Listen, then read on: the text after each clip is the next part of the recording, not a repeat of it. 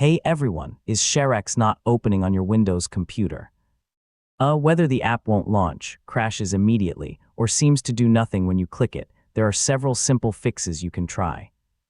In this full guide, I'll walk you through the most effective troubleshooting steps to get ShareX working again. So let's get started. First, restart your computer. A simple reboot can clear temporary system issues that may be preventing ShareX from launching properly. After your computer starts again, try opening ShareX before making any other changes. Next, right-click the ShareX shortcut and choose Run as Administrator. If Windows displays a user account control prompt, click Yes. Yeah, this can solve problems caused by missing permissions. If ShareX still doesn't appear, open Task Manager and check whether it's already running in the background.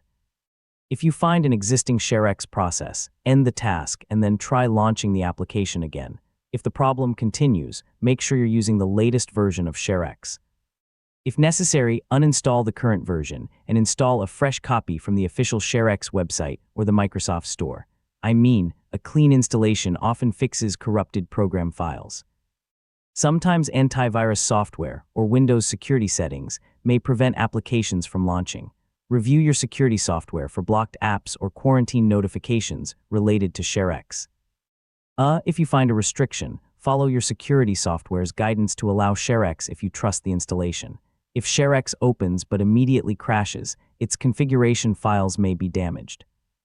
Resetting or removing the application's configuration files can restore the default settings. Before doing this, consider backing up any custom settings if they're important to you. And that's how to fix ShareX when it won't open. In most cases, restarting your computer, checking background processes, or reinstalling the application will solve the problem. Thanks for watching, and I'll see you in the next tutorial.